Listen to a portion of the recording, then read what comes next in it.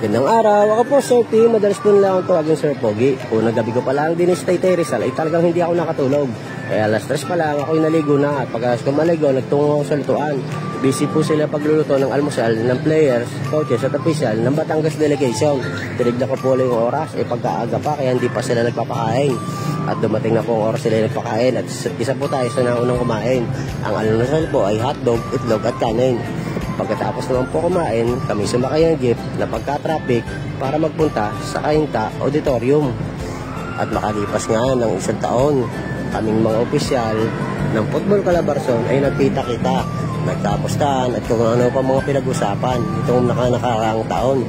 At pagkatapos naman po, kami nagpunta sa Marikina Sports Complex. Dito po sa Marikina Sports Complex, nagsagawa po kami ng fitness test at kung ano pa mga gawain pa football bilang paghahanda sa mga palarong magaganap. Yan po ang ilan sa mga kasama po natin sa Football Calabarzon. Mga batikam na po yan. Pagkatagal na po talaga nila sa pag-referee. Sa ibang araw, babaltaan ko ulit kayo. Alam!